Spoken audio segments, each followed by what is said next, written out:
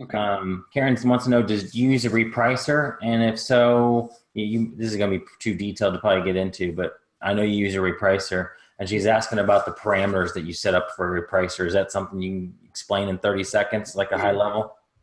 I can try. There's a lot of parameters that go into it. We use informed.co just because it seemed to be the most sophisticated. If you're, newer, I would use Be Cool, BQOOL, just because it's cheaper and it does, 80% of the things that Informed does. But anyway, so our parameters, we typically try to match the buy box, but we set mins and maxes for everything. So we don't like to participate in the race to the bottom on prices. And so we're very picky on our minimums.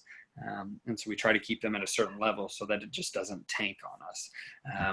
But yeah, so we try to match the buy box.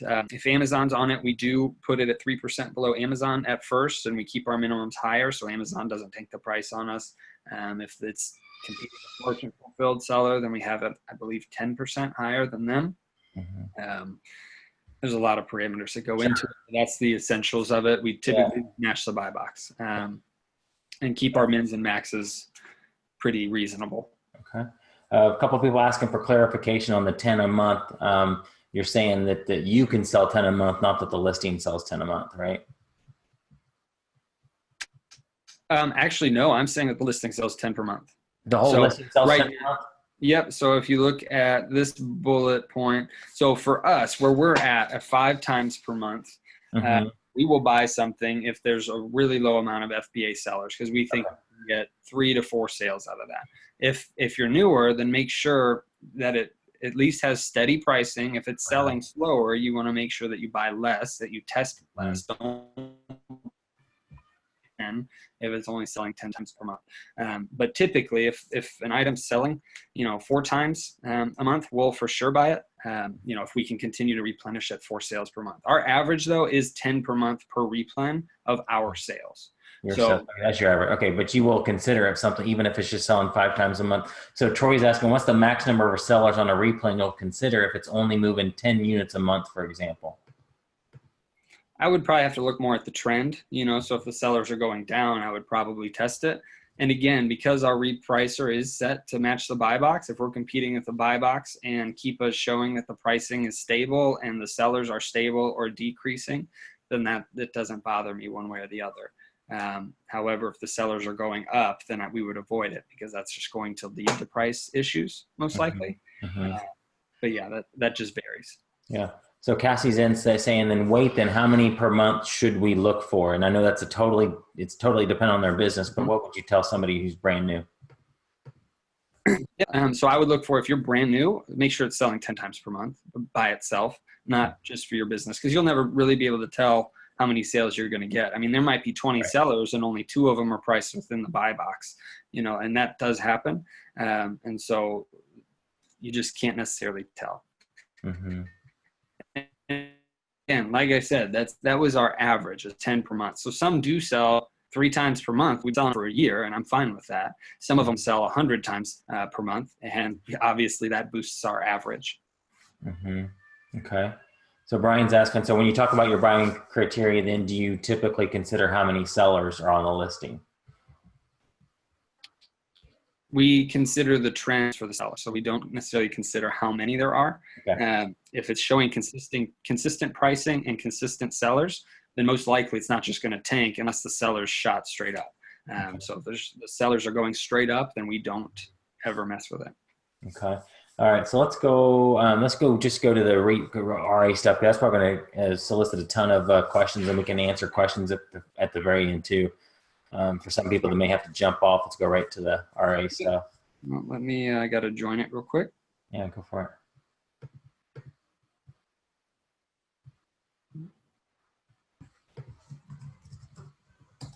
So Elliot, you're asking about shopping regional stores. Should you find some of the things you find at Walmart end up not being replens very long? Yeah, regional stores are great because then there's fewer and fewer people that even have the access to those places.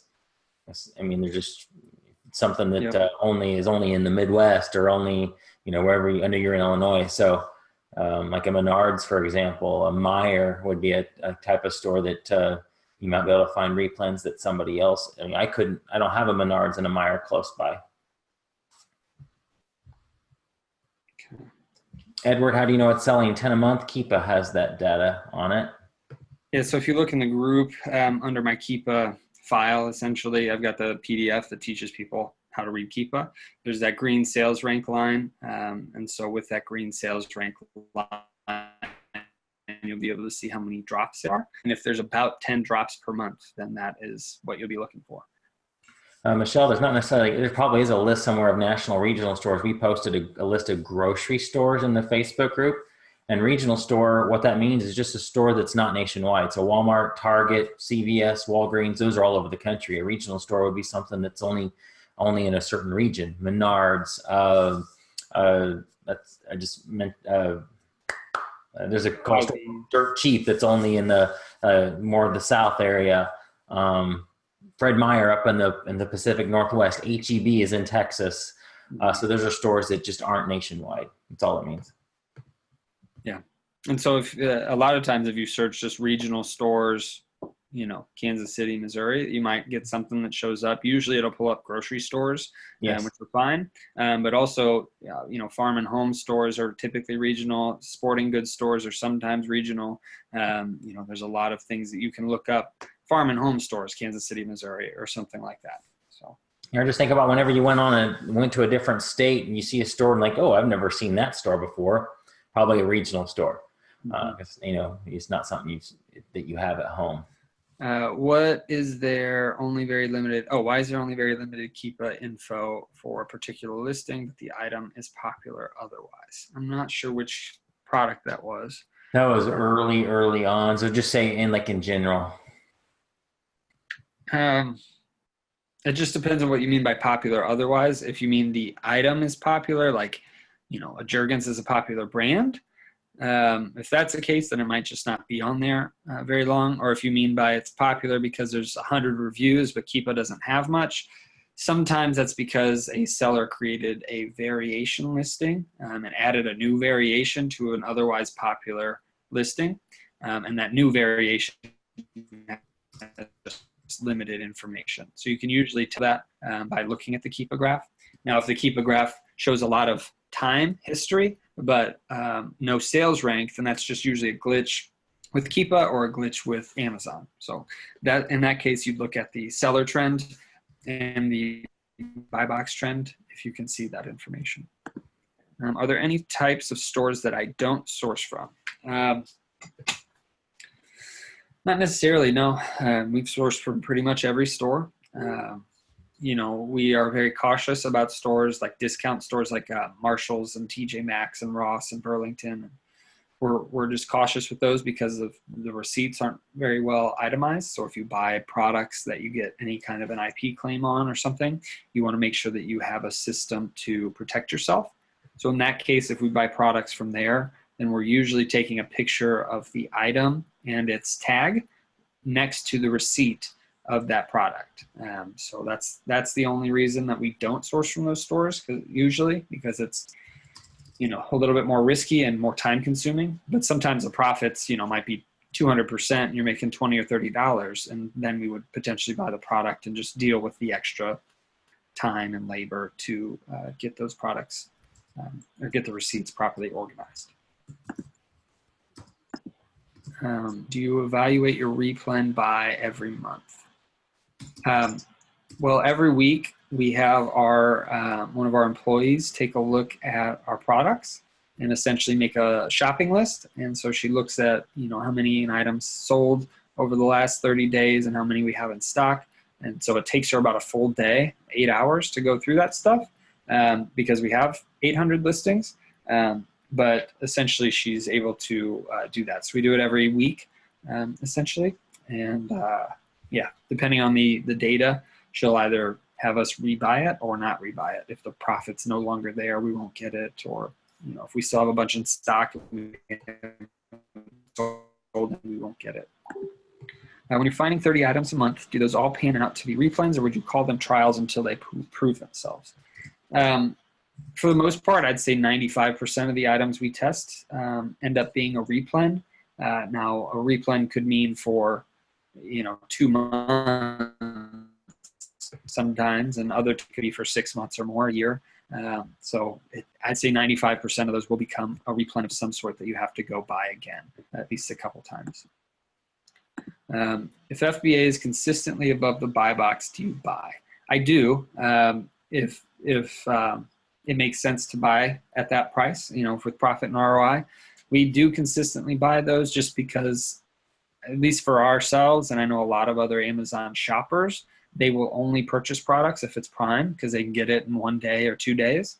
Now, if it's, $100 above the buy, if it's like merchant fulfilled selling it at 10 and constantly has a buy box and it's FBA's at 100, I probably wouldn't do that. But, unless it's, makes sense for the price to be at $100 FBA. So there's always caveats and different situations that come up, but we will buy those products.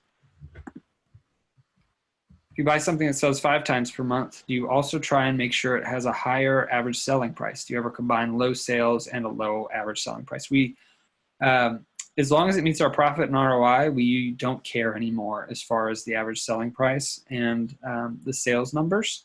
As far as, if it's selling 5 times a month, we don't automatically raise our average selling price just because we have more capital to use. And so we're trying to get more and more replens to grow the business. As you're starting out, that would probably be a good thing to try to do. If there's sales, try to raise your profit more than your average selling price. I mean, the selling price could be $50 and you're making 5. So try to raise the profits. For instance, those Dollar Tree items, if you're spending $1 making 3 or 4, that's awesome. I mean, that's better in a lot of cases than spending 20 and making 6. So just try to raise your profit if you're getting lower sales amounts. What would you say your average sell-through rate in days is after a product is showing on Amazon? I saw it today. Our average sell-through rate, according to our Seller Central, is about average. It was 26 days. We usually are about 30 days, and recently we've been around 26. So, pretty good. We have fluctuated up to 40 before. It just depends on buying cycles and everything, but usually we're around 25 to 30. So he would have tested and gotten great profit, then bought a bunch, but the bottom would have dropped out, as we can see in Keepa, correct? I wouldn't have bought a bunch. So that's the thing. If you test, 4 of them and they all sell and you go buy another 4 or 6, then and the price drops, hopefully you're able to catch it and make some money before losing money. But also, you don't want to go out, if it sells 4 quickly, you don't want to go out and buy 30. You want to go out and maybe buy 6 or something slowly. So we slowly and gradually stair-step our way up to buying a bunch of products because we don't want to get stuck in some random. Explain again how the pricing looks in the seller app. It seems like there's multiple prices, including an FBA price and buy box price. How do you know which one to use? We almost always look at the FBA price, because the buy box price, even if there's a merchant fulfilled sellers in the buy box, a lot of times, again, an Amazon shopper only wants Prime. They want it in 1 day or 2 days. They want it from Amazon, shipping. So they're going to go look at the FBA price. If there's no FBA, how would you price to list as FBA? So we'd look at Keepa. If there has been an FBA seller, then we typically price based off of what that price was on if it's sold. And then if there's never been an FBA offer, then we price about 10% higher than merchant fulfilled if we're going to test that product. So for these Pioneer Woman examples, where it is clear that the products are not easily replenishable, if you happen to find the rare product in stock, would you list this find now in your journey, knowing you probably wouldn't find it again, or just ignore to focus on replens only? We would list, if we found a product that made us a good amount of money, so I think you might be talking about that blue Pi server from earlier where it was $30 and the white one was like 10. If we found the blue one, we would list it. If we're going through the trouble of finding these products, if we find something that makes us money quickly, we'll list it even if there's only one of them. We just are typically focused solely on replens, so we don't usually go down like clearance aisles or any of that stuff. But if we find like a rare hidden gem in an aisle, we'll buy it. When the stores, like the Boots and Barkley Pet Foods, is an empty peg assigned to Jimmy to look at a good seller and check out more likely. So if there's an empty peg, yes, I've heard people do that. Unfortunately, it's a drawback of myself that a lot of times I don't necessarily think to do that. I would. I think it's a good idea. So if you're in the store and you see an empty peg and you're looking at the Boots and Barkley pet products, maybe check out that empty peg and see if that sells really well on Amazon, because a lot of times that being empty can indicate that it sells really well in store, or maybe another seller went and bought that to sell it on Amazon. So it might be worth checking out. We've done that in the past, but I usually forget to do it and just ignore it, unfortunately. But I would look. If items he's checking are on sale, does he estimate profit based on original price? As that gives you an idea if it's true replenishable. I will look at that. If it's on sale, so like at Walmart, a lot of times rollback stays rollback for a while. So we'll usually buy that based off that price, but we do check, constantly to see if the rollback is a clearance price instead of a rollback. So yeah, if you are more cautious and you want to see if it's replenishable at the normal price, then definitely look at that. But still be willing to buy it, because you want that reminder. If you buy it and you're making 60% ROI, but at normal price you're making 30% ROI, you still want to make the 60% while you're there. You might as well buy it and just monitor that price as you go on to see if you can continue to rebuy it or not. So notice some replens I had from Target recently have been raising their prices to what Amazon's sale price is. Some mentioned today, like Walgreens, have new API algorithms. Has Jimmy noticed any Target replens purchase prices raising really high lately? It's not necessarily something, we actually have very little at Target, and that's just because we never took the time to do it. But there are a ton of people that I know that the majority of their business is at Target. So I've seen that at Walgreens, I've seen it at Walmart's, I've seen it at regional stores as well. That does happen, but it's nothing drastic. So I can't speak directly to Target. What I can say is that there will always be opportunity in these retail stores to buy stuff there and flip it for more on Amazon, even with their algorithms. There's no way that they can constantly change prices, especially their little paper tags, without some major improvements to their system. So I wouldn't be too concerned about one-offs like that. Does Jimmy check stats usually and keep up? I do if I want to see how many drops there usually are in the sales rank, and I do that to see about how many I want to buy. So if the drops say there's 10 and there's a few sellers on the listing, I would buy 4. If the drops say there's 50 drops in a month of that sales rank, then that means it's selling at least around 50 times in a month. So I would I would test maybe 6 or 8 at that point. And why doesn't Jimmy look at statistics to find out sales velocity? We do sometimes. It was just never anything that, we were looking at a lot of products that had 6 or 7 drops per month, and that's usually pretty obvious for me to see at this point. So I probably, starting out, clicking on statistics just to see the average drops is good. That was my fault for not necessarily going through that while we were going through it live. Is there a list to keep track of replens? We actually didn't have any sort of list until we hit $75,000 a month in sales. And then we made an Excel sheet. I'm currently working on a software to get built to help make that, but that is obviously in production. I do have a basic Excel sheet that will be shared that we used for a while just to kind of have a list of our replens. I have that will be shared in the next week or two. But it's pretty basic, just so you have a place to put your replens and kind of keep track of it. I mean, until you get up to, over a few hundred, you can manage them pretty easily. We managed up to 500 without any kind of a list, thanks to my wife, who has an excellent memory, but also we wrote down a lot of things versus putting it in Excel. But you will have a list to track it in the next couple of weeks. We'll be showing how that is done. The employee looking at the inventory and making decisions on buying more or not. Yes, I will show that in the next couple of weeks once we get to like the scaling piece and how to manage your replens.